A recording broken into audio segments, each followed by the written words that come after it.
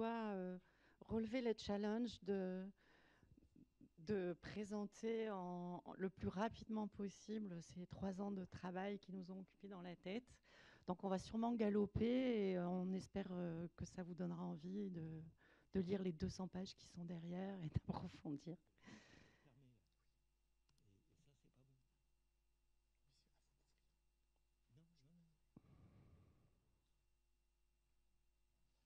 Ça va marcher, oui.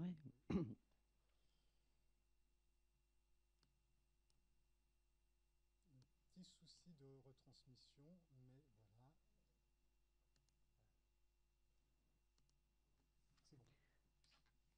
C'est bon. Tu avances?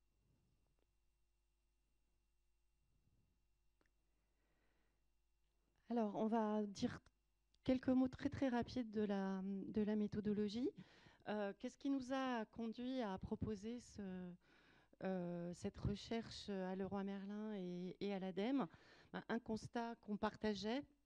Le premier qui était que c'était des quartiers dans lesquels on assistait aujourd'hui à une mutation générationnelle extrêmement rapide, puisque ce sont des quartiers dans lesquels, et ça s'est retrouvé sur nos terrains d'études, les gens qui ont fait construire ces maisons y habitaient encore jusqu'à très très peu de temps. Et donc, on a enquêté des maisons sur lesquelles les mutations avaient été relativement récentes.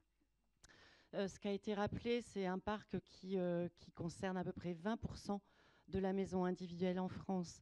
Mais sur certains terrains, et à Saint-Brieuc par exemple, c'est 38% des maisons de Saint-Brieuc, de la maison individuelle de Saint-Brieuc, qui sont des maisons qui ont été construites dans ces années-là. Donc c'est un parc existant qui quantitativement pèse dans le cadre des questions liées au logement.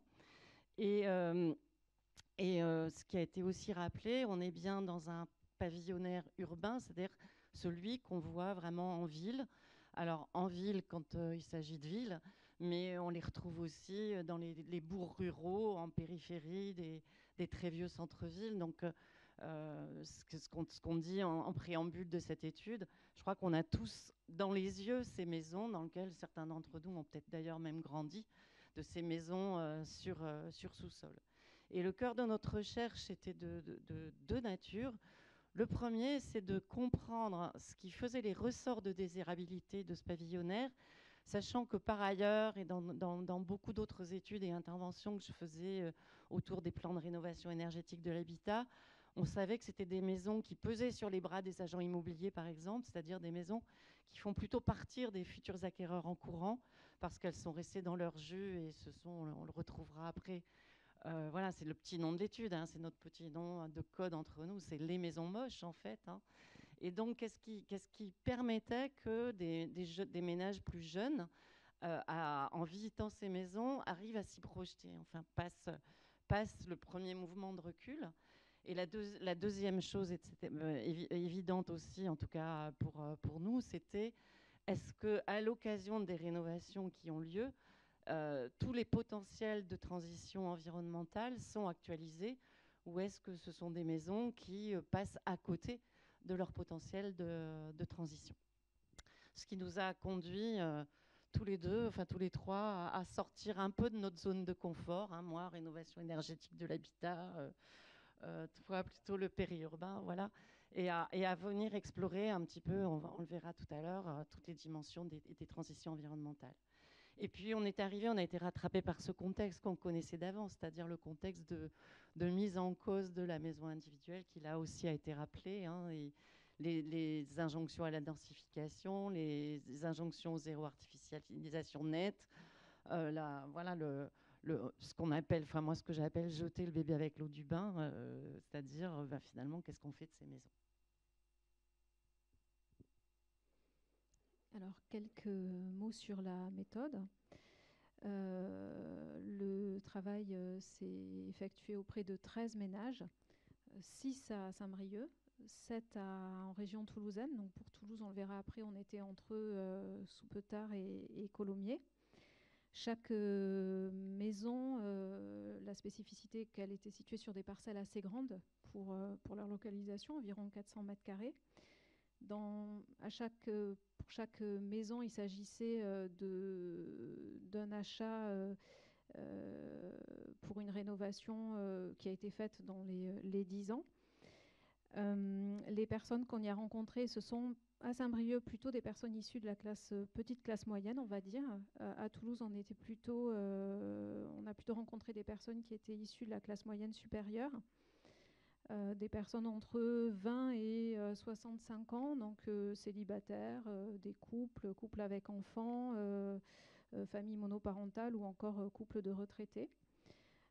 En termes de méthode, on a effectué à la fois des entretiens chez des personnes. Moi, j'ai travaillé à Saint-Brieuc avec Viviane Amand et également en région toulousaine avec Lionel. Donc on était chaque fois 2 sur le terrain, 2 durant les entretiens. Entretiens assez longs qui duraient entre 1h30 et 2 heures, voire plus. Entretien suite auquel je réalisais un travail photographique dont je parlerai un peu plus tard. S'ajoute à ces entretiens une observation des quartiers dans lesquels les enquêtes ont été menées et qui était accompagnée de déambulations pour en effectuer une observation. Pour ce qui est peut-être un dernier point sur la diapo précédente, en complément de ce travail d'entretien, il y a également eu un travail sur les archives effectué sur les 2 terrains. Et pour ce qui est du terrain toulousain, ça a été adossé à des ateliers de master conduits par Lionel. Les 3 terrains, donc on avait 2 terrains en région toulousaine. Tout d'abord, le quartier de Soupetard, qui est un quartier qui est situé à proximité de la gare Matabio. C'est un ancien quartier d'immigration espagnole et qui est constitué de maisons de cheminots et d'ouvriers de l'aéronautique. Il est actuellement, il y a de nouveaux projets de densification qui sont en cours de réflexion et d'installation sur d'anciens terrains militaires et bâtiments d'entreprise.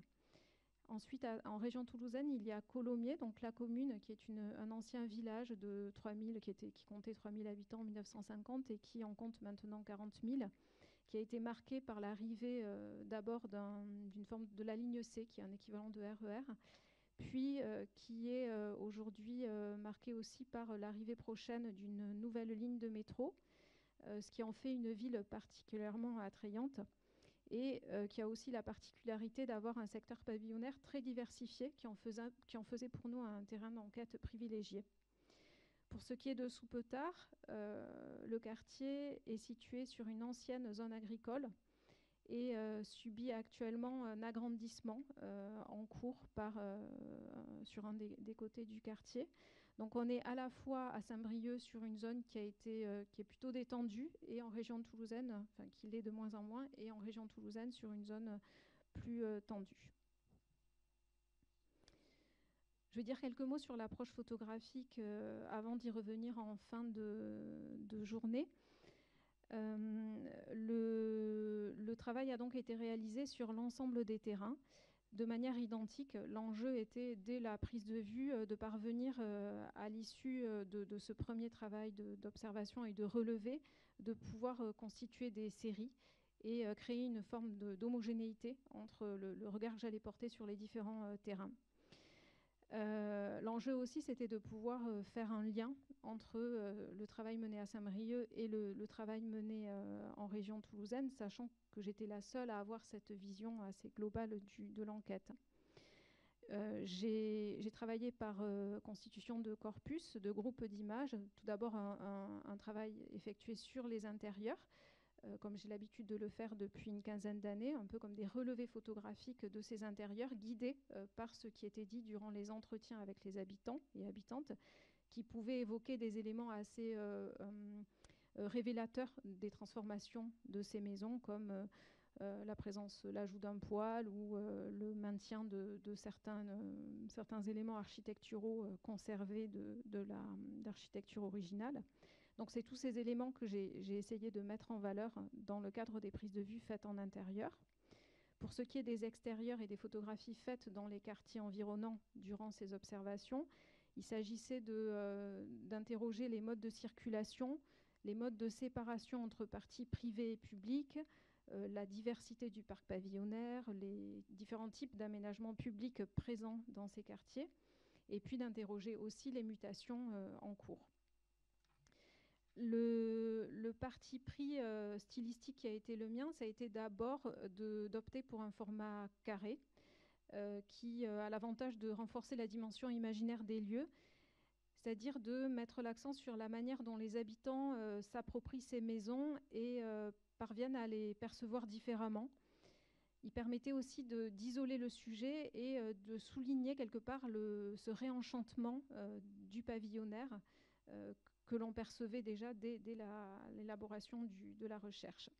S'ajoute à ça l'usage du flash qui permet d'homogénéiser la lumière et de travailler sur des intérieurs-extérieurs, donc ne pas avoir de contre-jour, mais bien davantage de faire entrer l'extérieur dans l'intérieur, parce que c'était aussi un élément assez important du choix de ces maisons, hein, c'est de se situer dans un environnement où l'extérieur a sa place. Et donc aussi d'assumer de ce fait la présence d'un coup de flash de la lumière directement dans l'image et de renforcer les couleurs pour les rendre quasi acidulées. Merci Hortense. Donc on va rentrer sur le premier temps en fait des résultats en fait, donc sur la question des ressorts, des modalités du réenchantement de ces maisons. Alors peut-être sur un premier point, en fait, 3 registres discursifs, on pourrait dire, elles s'entremêlent dans les discours pour expliciter en tout cas l'achat de ces maisons-là. Le premier autour de l'enjeu de la localisation urbaine au regard des capacités financières des ménages. Dans l'ensemble des discours, en fait, ces maisons apparaissent comme un bon compromis. En tout cas, ces maisons et les quartiers dans lesquels elles se situent apparaissent comme un bon compromis entre les capacités financières, plus ou moins diversifiées, et la situation urbaine qui est présentée comme centrale, en tout cas plutôt comme centralité principale d'un espace de vie et d'un système résidentiel dont les registres de discours sont dans le discours des ménages. La proximité, alors au centre-ville, le plus souvent en transport en commun, parfois même encore en voiture, au quartier, à pied, à vélo, sur la question des écoles, peut-être on y reviendra, mais également au reste de l'agglomération, et dans ce cas-là en voiture. Les mots qui reviennent, hein, souvent, c'est proximité, accessibilité, tranquillité, urbanité et autonomie des enfants. On est sur des discours de ménage qui valorisent une situation d'entre-deux, et un entre-deux qui est présenté vraiment comme une manière d'être dans la manière de vivre la ville, une ville à la fois à la carte en fait, et ce d'autant plus que pour nombre de ménages enquêtés, les centres d'activité ne sont pas dans le centre-ville. Voilà, ils sont aussi dans ces grandes centralités technopolitaines, plus ou moins, qui parsèment les agglomérations. Et donc, il y a là cette dimension très importante. Le deuxième registre, en fait, s'attache, lui, à l'objet pavillonnaire pour ses qualités constructives et sa plasticité. Ces maisons, d'une part, sont familières. On l'a dit, on l'a évoqué au début, en fait. Elles ravivent, en tout cas chez nombre de ménages, une émotion de la provenance. Elles sont également saines. Dans les discours, ce qui est mis en avant, c'est, en tout cas, elles ont les traces de ce qui est considéré par les ménages comme une industrie mature qui a fourni des éléments constructifs fiables en matière de construction de pavillons. Enfin, elles ont un potentiel de transformation. Elles sont mis en avant leur plasticité, leur volumétrie, la possibilité d'augmentation de surface et également la luminosité. Le troisième registre, il met plutôt lui en avant en fait l'environnement de ces maisons. Le quartier, en fait, ce qu'on a appelé le déjà là. On est sur des maisons qui s'organisent dans des quartiers déjà constitués, dans lesquels souvent il y a déjà du collectif. Ce collectif des années 60-70, mais parfois aussi le collectif des ZUP, des premières ZUP. Et donc on a là un voisinage qui, en fait, est présent et d'une certaine manière aussi rassure nombre de ménages, voilà, en termes d'ambiance, de cadre de vie.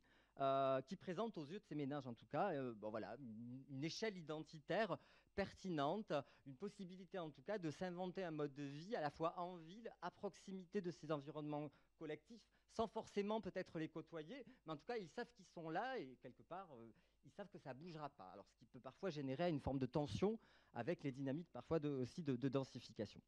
Donc on a aussi donc derrière des ménages qui considèrent en tout cas que ce parc se trouve sur une trajectoire de revalorisation en termes de rapport qualité-prix, d'espace et de possibilités d'usage, et puis de satisfaction au regard de la localisation. Le deuxième point en fait, sur lequel on peut revenir, c'est les prédispositions personnelles, tu peux passer sur la diapo suivante, qui permettent de se projeter vers le réenchantement. Alors quelques points là, et si ces maisons ont des qualités intrinsèques, les ménages considèrent néanmoins qu'il va falloir y entreprendre des travaux conséquents. Et pour ce faire, les ménages rencontrés disposent de prédispositions importantes. Alors parfois toutes, les trois en tout cas, et d'autres, ça peut être une seule, mais un regard technique qui permet de ne pas avoir peur des travaux à envisager dans la maison.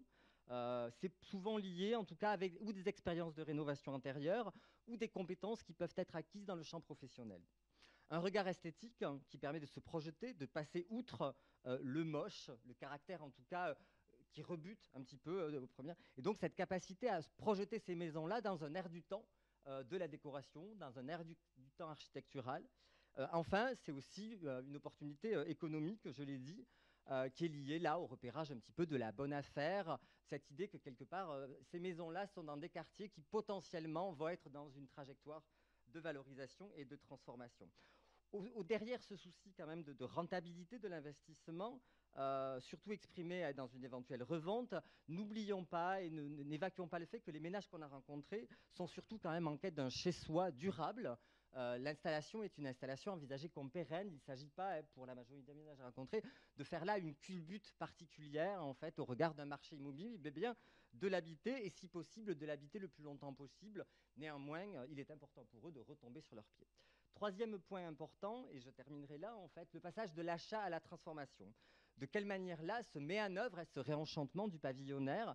Alors, bien évidemment, ça passe par la mise aux normes techniques, esthétiques, qui est facilitée par le droit de repartir de zéro.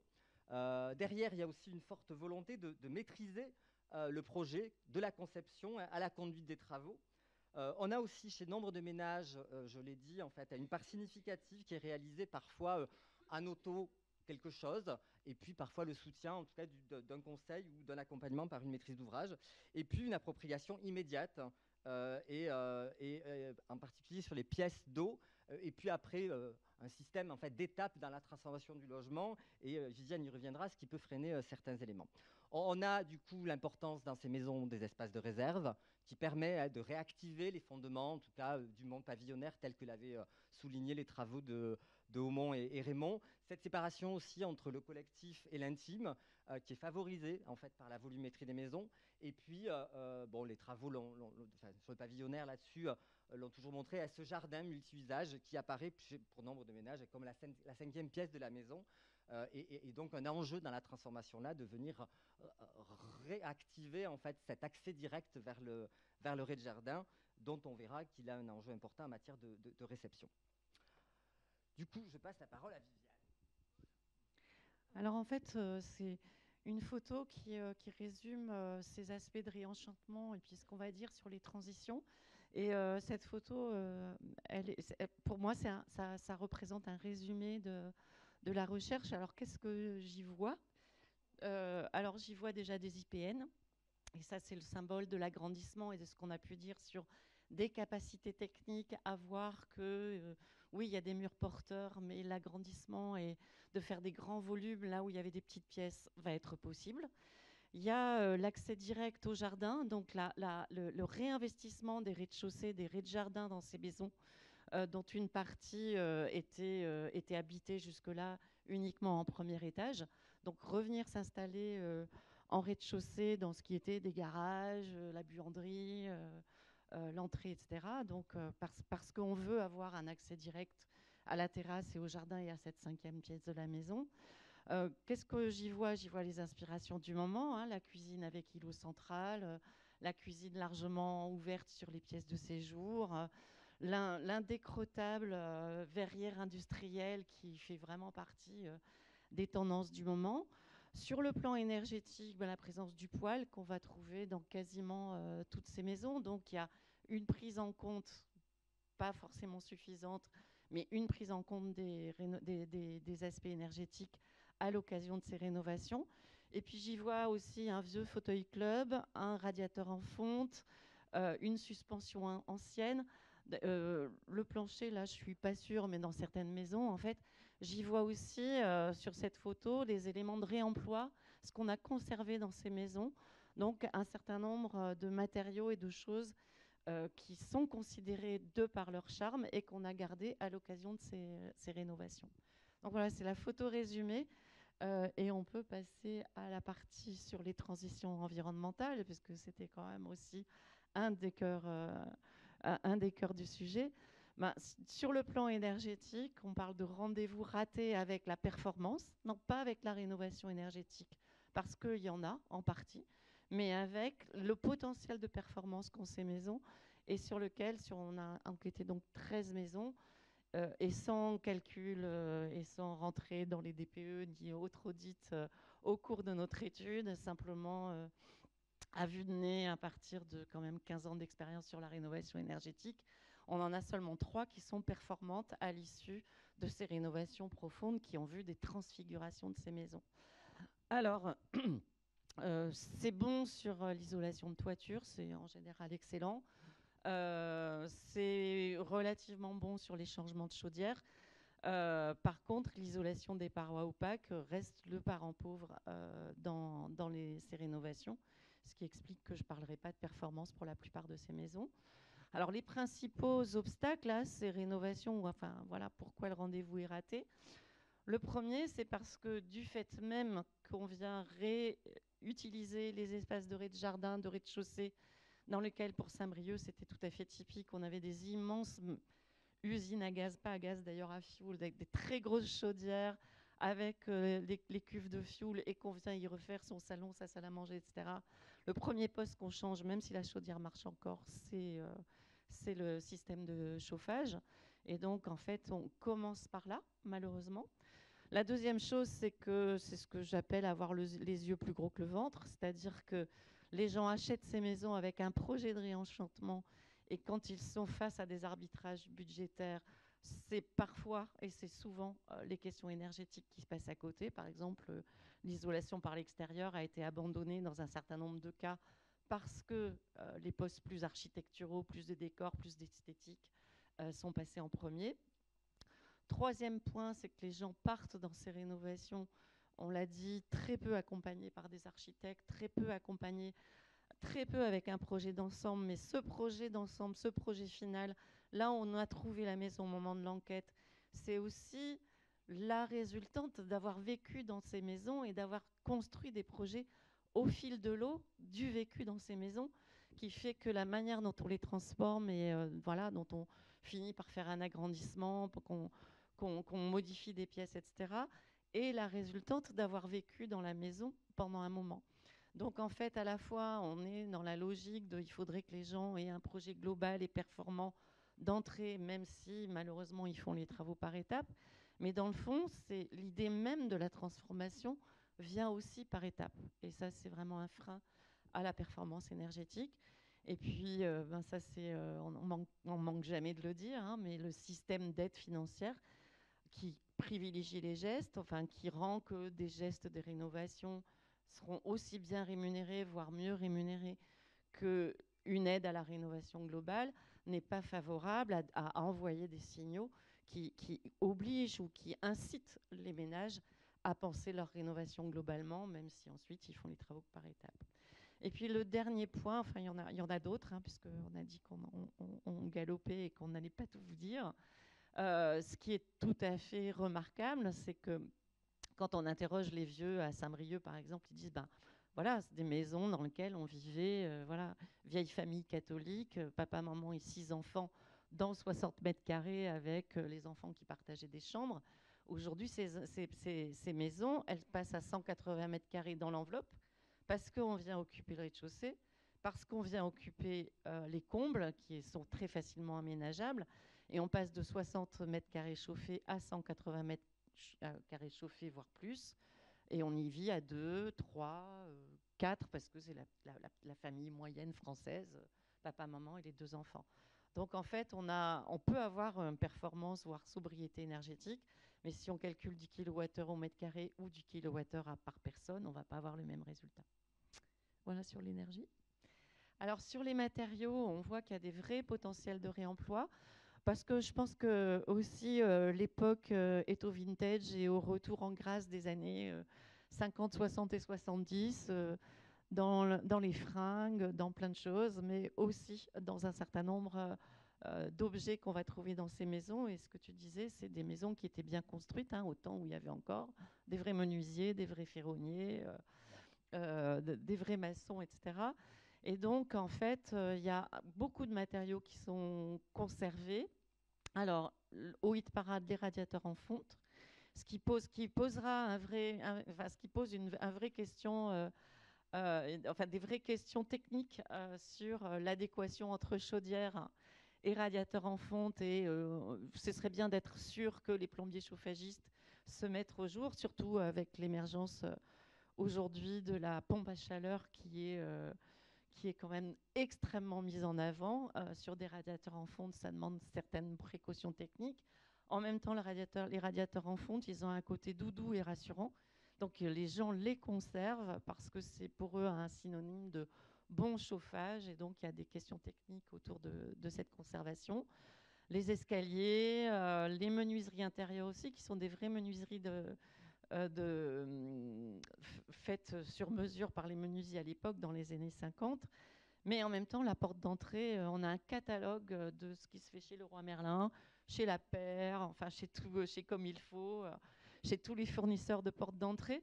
Et une des hypothèses que je fais, c'est que en fait, il n'y a plus un menuisier qui sait recintrer une porte quand la porte d'entrée fonctionne plus ou fonctionne mal. Et donc, la condition qu'on voit sur le réemploi des matériaux, et le réemploi des matériaux, on l'a vu, c'est à condition qu'il y ait de l'autorénovation, parce que les entreprises ne peuvent plus s'y coller et les architectes ont tendance aussi à privilégier des décors plus contemporains. Alors, il se trouve qu'on on avait fait notre texte avant l'été avec des restrictions d'eau un peu partout. Alors sur Saint-Brieuc, on peut dire c'est normal, c'est la Bretagne, il pleut beaucoup. L'eau est carrément un non-sujet chez les gens qu'on a rencontrés. Sur Toulouse, ils récupèrent l'eau de pluie, mais comme à côté, ils creusent une piscine, on ne peut pas dire qu'ils sont d'une grande sobriété au niveau de l'eau. Et puis, on a une démultiplication des salles de bain dans toutes ces maisons, hein, puisqu'on va en mettre une dans la suite parentale, on va en mettre une pour la chambre d'amis, et il y en a une avec la baignoire pour les enfants. La mobilité, eh bien, on avait l'espoir que, comme ces quartiers, tu m'accélères, hein. On avait l'espoir de gens qui, ayant acheté des maisons dans des quartiers où on a des bus, où on a le métro, le RER à Toulouse, que la dépendance à l'automobile soit moindre. Eh bien non, déception. Parce que ces gens vivent dans une ville qui est devenue extrêmement polycentrique et où donc où le raisonnement urbain qui est de penser des réseaux de transport, de penser des fonctionnements, de penser des modalités de vie dans ces villes entre des hypercentres et les éléments péricentraux, ça ne marche plus comme ça, parce qu'on a des gens dans les deux villes qui vont très occasionnellement en centre-ville et qui vivent plutôt des transversales, en fait. Et les transversales ne sont jouables qu'en voiture. Si on rajoute à ça que ce sont des quartiers, à force d'être ignorés, où on a fait passer sans vergogne des boulevards urbains, des quatre voies, des rocades, ces quartiers qui sont isolés et qui ne permettent pas non plus des modalités de déplacement doux, facilité, type vélo ou autre. Les cheminements piétons, n'en parlons pas. Ils sont moches, dangereux. Et les voitures sont garées dessus et ils ne sont pas pris en compte. Donc, en fait, les modalités de déplacement doux ne sont pas du tout agréables. Et puis, les phénomènes qu'on a surtout vus sur Toulouse, de densification, qui font qu'il y a, voilà, dès que vous mettez un petit collectif 3 niveaux, c'est plus de voitures dans l'espace public et en fait des luttes sur le stationnement dans l'espace public et une voiture qui est de plus en plus présente. Voilà. Dernier point, la biodiversité. Alors, là, je sortais de ma zone de confort, mais comme j'adore jardiner, ça allait à peu près. Une culture à reconstruire, mais en fait, on espérait voir aussi des potagers, voilà. Eh ben non, le potager est uniquement ludique. C'est 3 pieds de tomates et à condition qu'on ne quitte pas la maison l'été au moment où elles vont mûrir, et c'est même pas la peine de mettre les 3 pieds de tomates. Donc, en fait, une perte totale là aussi, sur Saint-Brieuc, quand on interroge les vieux, c'était des jardins strictement potagers, hein, dans les années 50-60. Et donc, les surfaces perméables de ces maisons, des parcelles, sont grignotées par le stationnement, par les terrasses, par la piscine, par le jeu de boules. Donc, petit à petit, ce qui reste de la parcelle est largement grignoté. Et on pense, pour les jardins, on pense déco avant de penser botanique, en fait. Hein. Et même la botanique est saisie par la déco, puisqu'on va trouver à Saint-Brieuc des jardins méditerranéens, ce que Fourquet et Casselli montrent bien aussi dans leur livre La France sous nos yeux, où on met de l'olivier, on met des herbes de la pampa, et on met tout un ensemble de plantes qu'on va chercher, là aussi chez le Roi Merlin ou chez Botanique, sans prise en compte de la botanique locale. Et puis les espaces publics autour sont des espaces extrêmement minéralisés eux-mêmes, extrêmement imperméabilisés et très peu inspirants. À regarder les photos, c'est absolument magique d'avoir ce corpus de photos, parce que j'ai fini par me rendre compte sur Saint-Brieuc, qui est une ville qui est familière pour moi, que les seuls endroits où la ville de Saint-Brieuc travaille un verdissement assez magnifique, c'est le long des rocades et des boulevards urbains, et pas du tout des chemins piétons. Et finalement, le vert à Saint-Brieuc, il est le long des voies urbaines. Alors pour finir, on a envie de dire, notre conclusion provisoire avant les questions avec vous et avant les tables rondes, c'est qu'à ne pas regarder ces quartiers, à l'invisibilisation de ces quartiers, il y a deux risques. Le premier, qui est absolument clair, c'est qu'on ne s'occupe pas de ces quartiers et donc on n'accompagne pas leurs nouveaux habitants dans les transitions écologiques. Donc il y a un vrai enjeu à aller les regarder et à y être présent pour accompagner les transitions écologiques au sens large dans ces quartiers. Et le deuxième, en fait, il est sur le départ, en tout cas, de familles ou d'une tranche des classes moyennes. On a à Toulouse, en tout cas, des familles qui décident, après avoir habité dans ces quartiers-là et au vu, en tout cas, des mutations qui les traversent, de quitter la ville pour tout compte fait partir à la campagne. Donc il y a ce risque d'une certaine manière de repartir vers le périurbain, alors que quand on les entend, il y a des fois une approche aussi militante de l'installation urbaine, et puis cette idée que quelque part ces quartiers disparaissent là, ce cadre de vie choisi nous pousse tout compte fait à faire le départ vers le périurbain, et en tout cas, et si ça résiste, en tout cas une forte augmentation de la sélectivité sociale de ce parc urbain là, et ça on l'a plus retrouvé même dans des quartiers pavillonnaires à de quartiers, dans des secteurs en rue, hein, on a aussi cette tension là entre la disparition du parc et si c'est maintien, c'est une forme en tout cas d'amorce de gentrification de ce parc-là, et donc des césures, des frontières qui se réorganisent dans ces quartiers populaires au jeu en tout cas de logique de marché en fait, qui sont qui peuvent se formuler dans les interstices en tout cas ou dans les ventres mous de l'action publique, et on y reviendra. Merci beaucoup à tous les trois, déjà, pour commencer.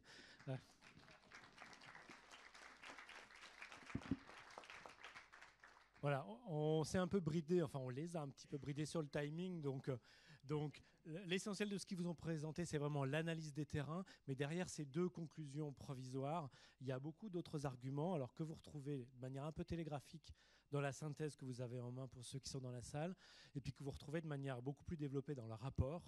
Donc on vous invite à la lecture du texte et des photos dans le rapport, parce qu'il ouvre aussi des pistes et des perspectives qu'on va développer ensuite au fil de l'après-midi au cours des deux tables rondes. Et ce qu'on s'était donné comme premier temps avant de rentrer dans la première table ronde autour finalement des modes de vie qui vont avec les transformations de ces maisons, c'est d'abord de vous proposer à ceux qui sont dans la salle, pardon pour le streaming, mais on ne savait pas gérer, donc on se borne aux échanges de questions avec ceux d'entre vous qui sont là. Donc dans un premier temps, peut-être simplement pour préciser ce qu'ils viennent de présenter, on rentrera dans les éléments de débat au fil de l'eau. Donc voilà, je viens pas puisque François est en salle. Merci François. Avec le micro. Il y a plusieurs demandes. Donc vous vous présentez simplement en deux mots et puis on vous écoute, il vous répond. Maxime Duluc, bureau d'études sur Aix-en-Provence.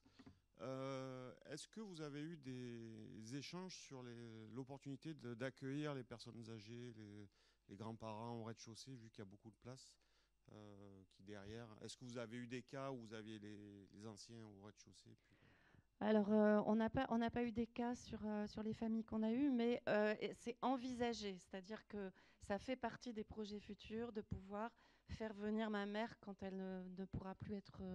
donc, au moins sur 2 maisons sur les 13, c'est dans les tuyaux, en fait. En tout cas, c'est dans les projets envisageables et les rénovations sont pensées en fonction de ça, effectivement. Avec des parents qui sont encore... autonomes, mais dont on prévoit qu'ils pourront venir habiter la maison. Et il y avait un autre enjeu générationnel dont je me souviens dès les premiers terrains, c'est plutôt vers les enfants. En se projetant vers, ils auront une partie séparée, ils auront une sortie propre. Quand ils grandiront, ils pourront rester longtemps au moment des études supérieures. C'est surtout à Toulouse, les enjeux de cherté du logement étudiant en fait, et de l'accessibilité, en fait, la réduction de ce parc-là. Hein, là aussi, c'est un angle mort, hein, la question du logement des jeunes. Donc voilà, et donc souvent les parents anticipent bien évidemment la possibilité d'une autonomisation, en tout cas de l'adolescent ou du jeune adulte en fait, dans la parcelle même, voilà, et dans l'enveloppe même parfois de la maison, en anticipation, avec derrière ce que ça peut ouvrir comme piste quand les enfants s'en vont, voilà, enfin, avec des travaux qui ont pu être menés par une étudiante ici dans la salle hein, sur cette question voilà, des créateurs bailleurs, je dévoile le terme de son mémoire en fait.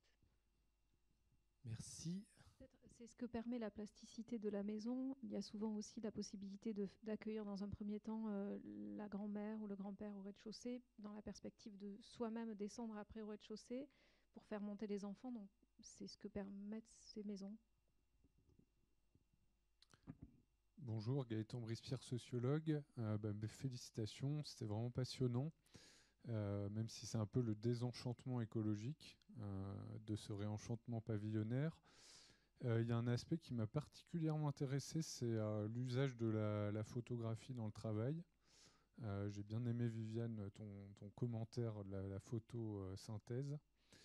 Est-ce que vous pourriez en parler un petit peu plus dans la manière dont vous avez travaillé ensemble voilà, entre photographes et puis chercheurs en sciences sociales?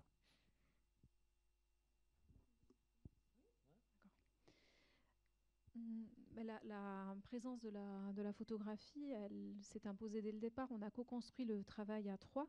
Donc il ne s'agit pas d'ajouter de l'image comme illustration après coup, mais vraiment de penser le sujet et la problématique avec cette présence de la photographie, non pas comme illustration, mais comme discipline de recherche. Sachant qu'avec Lionel, on avait déjà travaillé ensemble et qu'avec Viviane, on s'est donc rencontrés sur un sujet complémentaire, sachant qu'on avait fait une proposition de sujet qui se répondait bien à Leroy Merlin. Dans les faits, sur le terrain, la proximité et la collaboration, elle s'est construite parce qu'on a travaillé en même temps, ensemble, en étant en immersion sur le terrain, et notamment à Saint-Brieuc, où on a vécu dans le quartier, en louant une des maisons enquêtées. Donc il y a vraiment cette double approche conjointe qui se fait au moment même du terrain, de l'observation du terrain.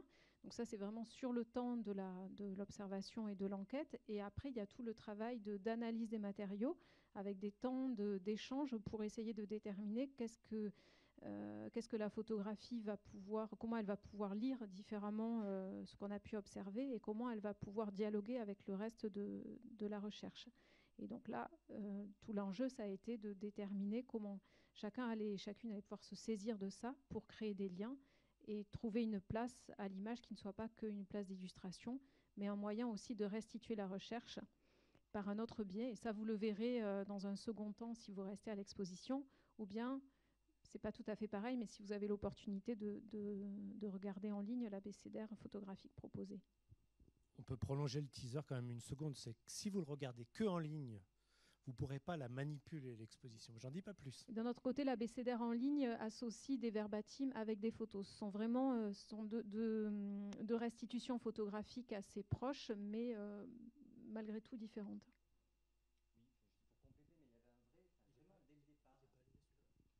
Vraiment, dès le départ, il y avait ce souci d'hybrider les disciplines, de se forcer à ne pas rester dans nos zones de confort disciplinaire et vraiment d'être dans un vrai dialogue, dans un vrai partenariat et co-construction coélaboration, co-analyse entre une approche socio-anthropologique, dans l'articulation des échelles géographiques, en fait, dans ce qu'elle dévoile aussi, du micro en fait, à l'approche urbaine, et dans la manière dont ça questionne l'ensemble des politiques publiques de manière transversale, et dans cette entrée photographique en tant qu'objet scientifique également. En fait. Je trouve qu'il y a il y a des photos, elles n'ont pas besoin de discours, elles disent énormément de choses. Et ça, c'est parce que, quelque part aussi, on se connaît. Il y a aussi ce temps-là d'apprentissage pluridisciplinaire, et ça se fait sur un temps, ça se fait sur un temps long, quoi, aussi. Autre question. Oui, bonjour Laetitia Comito Bertrand, architecte urbaniste.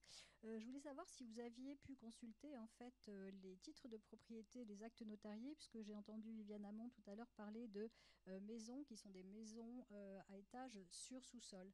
Et donc en matière justement d'intensification et donc de sobriété foncière, on pourrait peut-être faire un lien entre la limite de l'étalement et effectivement le fait de pouvoir intensifier, parce qu'on utilise à partir des réhabilitations, on utilise c'est ce qu'on appelait les sous-sols.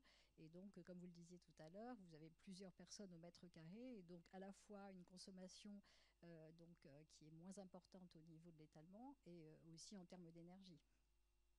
Alors, en tout cas, je ne sais pas si ça va être à côté, mais sur Saint-Brieuc, on avait les plans d'origine et les dossiers de permis de construire d'origine que j'ai retrouvés aux archives sur 5 des 6 maisons. Donc, non seulement le dossier de permis complet avec les plans d'origine, mais en fait, les maisons avaient très, très, très peu transformé avant le dernier achat. Sur Saint-Brieuc, les 6 maisons ont été achetées à leur... 5 sur les 6 ont été achetés à leurs propriétaires qui avaient fait construire. Et donc les dossiers complets étaient, et non seulement les dossiers complets, les plans, mais tous les documents administratifs qui vont avec. Et sur une partie des maisons aussi, les descriptifs détaillés avec les prix, donc rendus par les entreprises, hein, puisque c'est des maisons qui appartenaient à la catégorie des Logeco, donc qui étaient aidés à la fin des années 50, qui avaient une prime et qui devaient être construites sur un prix garanti. Et donc, sur certaines maisons, il y a vraiment, et pièce par pièce, hein, dans telle pièce c'est du châtaignier, dans telle pièce c'est du chêne, dans telle pièce c'est du pin, etc. Donc, oui, on a retrouvé ça. Et donc, on retrouve bien, effectivement, mais on a 2 maisons sur Saint-Brieuc, il y a encore la fosse à vidange dans le garage. Hein, donc voilà une partie des éléments qui sont où on a encore les bacs, les bacs lavoirs en béton qui sont conservés ou qu'on retrouve dans le jardin. Après, on l'a pas précisé, mais les 3 terrains aussi, c'est 3 strates de construction complètement différentes. À Souptard est le quartier le plus ancien. On est sur vraiment des maisons de 50 à 58, 61, grand max. On passe ensuite à Héliobilly, en fait.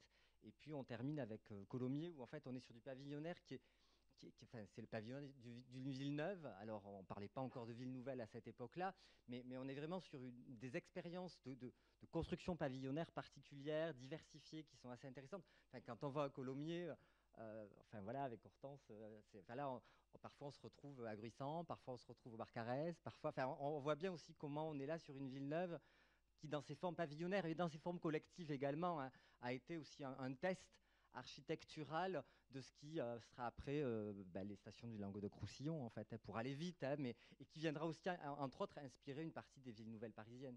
Donc, voilà. Et donc, on a moins aussi de maisons sur sous-sol, par exemple, que dans le secteur breton. Je vais juste compléter en disant, il y a un article là-dessus, mais même moi, dans les présentations plus techniques à l'ADEME ou sur le réseau des espaces France Rénov', dire vraiment encourager les gens à aller aux archives, rechercher les origines, ça pourrait aider grandement aux rénovations, en fait, et tout est là, quoi. D'autres questions? Donc, oui. Au fond de la salle. On va prendre les 2-3 questions là. D'accord. Olivier Rouchon, bureau d'études Développe. Juste donc bravo pour l'étude, super intéressante. Quelques constats, questions. En fait, on parle très peu de... alors si, monsieur a posé une question sur les densifications intérieures, mais on voit que ce que vous mettez en avant, ça va plutôt à l'inverse. On va plutôt sur cette ébriété foncière dont vous parlez. Et du coup, ça vient aussi percoler avec tout le fantasme qui est projeté sur ces zones de densification douce, de parcellaires partagés. Vous parliez aussi dans les raisons des choix de l'attachement au quartier, d'un quartier déjà là. Par contre, dans tous vos résultats, on n'entend plus du tout parler de ce quartier. On est dans un îlot. Enfin, j'imagine qu'il y a plein de choses, mais justement, j'aimerais gratter de ce côté-là. On a l'impression de se refermer sur le cocon et on ne voit plus du tout le rapport à l'extérieur ou même au voisinage direct. Donc par rapport à tout ce que sont ces questions de la densification attendue sur ces quartiers, de la diminution des terrains, là on semble plutôt aller vers l'inverse. Donc j'aimerais avoir juste vos réflexions sur ce sujet. On va prendre une deuxième question. Voilà, on fait un paquet cadeau, on essaye de faire un joli tour de réponse, puis après on enchaînera sur la première table ronde. Eva Simon, PUCA, j'ai une question. Alors c'est plus une question suite à ce que vous avez dit. Vous dites que c'est beaucoup de maisons Logeco. Moi, ouais, c'est assez surprenant. Sur Saint-Brieuc. Ouais, parce que les Logeco, chez moi, c'est côté immeuble, c'est ce qui fait aujourd'hui les coprodégradés. Enfin, il y a vraiment un lien très fort. Alors, il n'y a pas tant de recherche sur les coprodégradés que ça, mais vraiment sur tous les terrains sur lesquels moi j'ai travaillé, j'ai vu des chercheurs travailler, on a un lien hyper fort entre Logeco et coprodégradés, dans le sens où c'était du bâtiment qui était conçu pour être en dessous des normes du logement social de l'époque. Donc là-dessus, moi, je trouve que c'est un point intéressant parce que c'est la première fois que j'entends parler de Logeco qui est associé à une certaine qualité architecturale. Moi, c'est pas du tout ce que ça m'évoque dans ce que j'ai lu sur ces sujets-là. Voilà, puis peut-être une dernière question. Oui, si vous deviez nuancer ce constat de jardins faiblement appréhendés comme des espèces de biodiversité, vous diriez quoi par rapport à des profils, des effets de génération, de quartier, enfin de parcours de vie, peu importe. Et si vous deviez conseiller l'action publique sur le sujet, vous diriez quoi? Alors là, on en a pour 2 heures, c'est prévu tout à l'heure, mais on peut commencer tout de suite. Je vais commencer par ça, en fait, mais sans dévoiler ce qui se...